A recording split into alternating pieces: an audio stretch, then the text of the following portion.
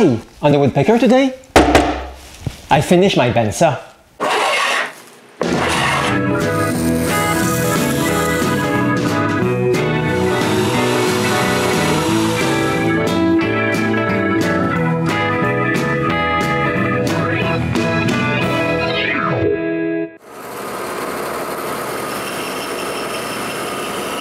I now have a functional bandsaw, but it's not quite finished yet. In this episode, I'm doing the final touches. First, the guide block post clamp has two positions, so it's possible to have even more resaw height. But to be able to lift the block to that height, I have to remove a little bit of wood on the frame itself. So after marking what I need to remove, I remove some wood.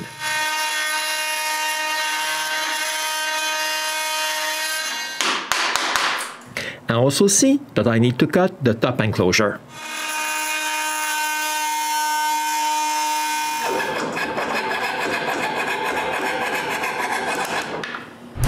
And cut the blade guard just a little.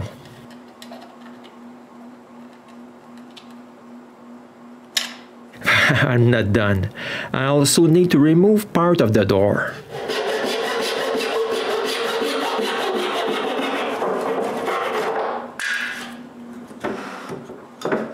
Finally, to keep the wheels clean, I'm going to add some brushes.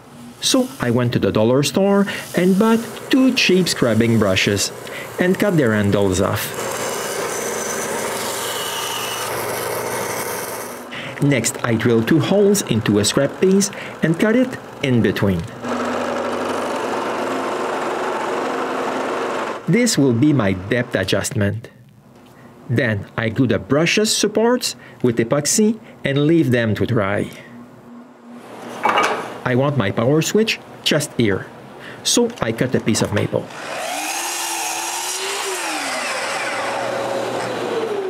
But to be able to glue it in place, I need to remove the top door, the top wheel, and the back. Now I can glue this in place.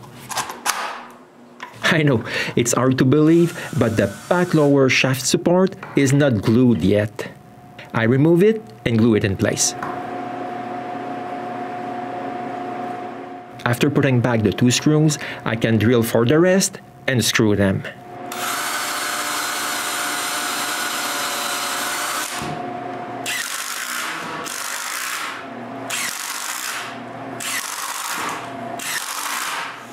Now I can apply some finish on my saw. The first thing I do is sand everywhere again.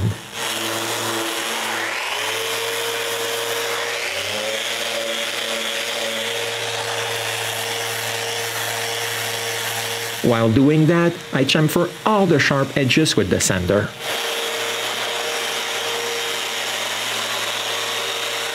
But I'm not done. There are a lot of pieces on this bandsaw.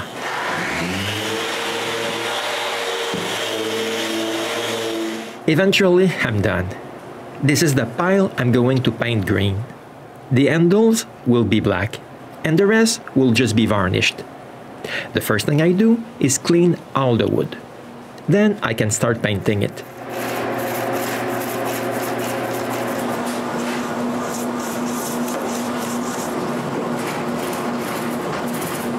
When I'm done painting, I spray the first coat of varnish on all the rest of the pieces.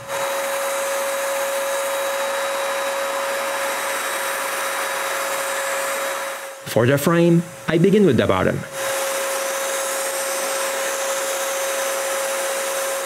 While it's still on its side, I spray the top also. After putting it straight, I spray the rest.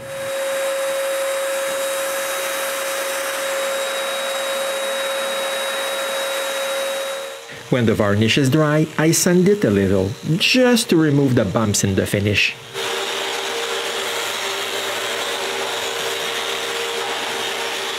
After cleaning it with a red rag, I spray another coat.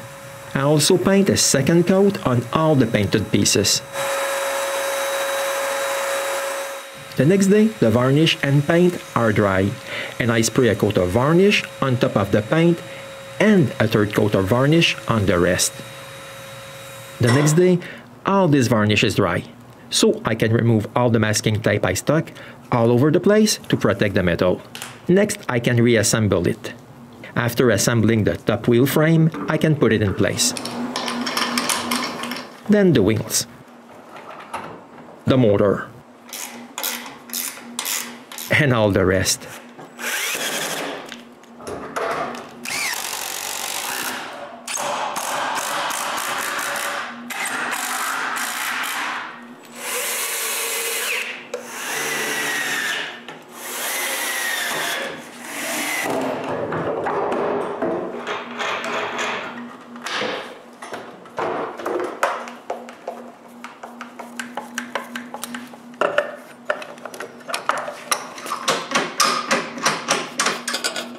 After a little while, it's assembled.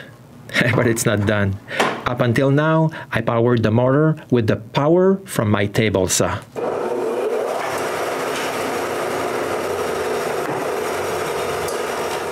I want to make something better. But it's only now that I realize that the block I glued is not wide enough. So I need to cut another piece of maple. After removing the varnish, I can glue it in place. When the glue is dry, I chamfer the corners and spray some varnish on it.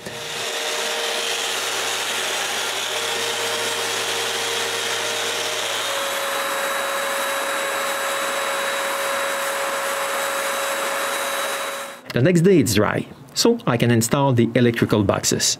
I begin by marking the position of the holes. Then I drill a small hole, so I know where to drill a bigger hole from the back, but only to half the thickness of the wood. I finish the holes from the front. When I'm done, I connect both boxes with metal nipples and also screw the boxes to the frame. Next, I can make the electrical wiring.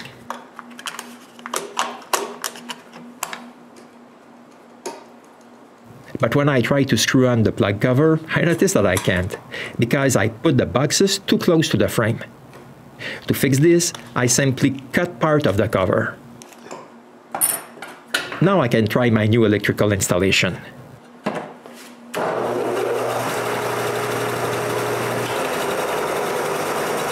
Success! But I think I should install the top door. But with the door in place, I notice I'm missing something. My logo and the date. So I begin by painting a piece of maple. When the paint is dry, it's time to carve it. Now I need to cut it thinner. And finally, glue it to the saw with epoxy. And with this small plaque, my bandsaw is completed. By the way, in another episode, I'm going to show how I printed my logo on the saw. It was done differently than the one on the dust filters. I'm proud to say that I didn't make too many mistakes while building the saw. Besides mixing up the piles of the two horizontal sections of the saw. They only have just a bit over 3 centimeters of difference. But in the end, it's not such a big deal. The bottom blade guide is closer to the right side of the saw. And I was forced to cut this round shape. And that's all. If you're wondering how heavy it is, well, I don't have the exact weight, but I weigh some pieces. First, I weighed myself as a reference. With this, I can see that the frame weighs almost 79 pounds. Both wheels, 30 pounds. My big motor, 80 pounds. So only those pieces weigh 187 pounds. And this is without the table, trunnion, and the enclosure. If I had to guess, I would say the whole thing must be around 220 pounds. As for the price, well, it's obvious that the wood was the biggest expense.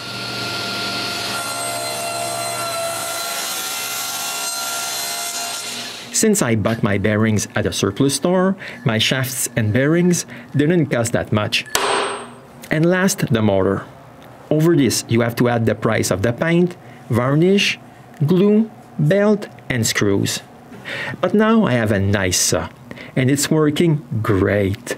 I even made the nickel and loonie test. Besides noticing that the uni stays up longer, this is not really a scientific test. So I used a dial indicator to measure the vibration of my metal bandsaw. By looking at the dial, I would say it has a vibration of 10,000th of an inch. But my new bandsaw, only one. This is my new wooden bandsaw, and I love it. It's true I've only had it for a couple of months, but I had a blast making it. And if you build your own, you can add stuff like I did with the wheels brushes. I also have the same functionality as a metal bandsaw, with a good precision on top. With a bigger motor, I'll probably now be able to cut bigger pieces than before. But it still took me 2 months to complete. It's true that filming 32 hours of footage over 1,600 clips adds a lot of time to the construction. On top of building it at the peak of snowmobiling season. And if you have been following me for a while, you know I can't resist the urge to jump on my sled on a nice winter day. And who can resist to that? I also crossed the border and helped Peter for a couple of days on the construction of his own bandsaw. But now I have a much better saw than before, and it's made out of wood. So it's really cool. And from now on, you'll be able to see it here and there in future episodes of the Woodpecker.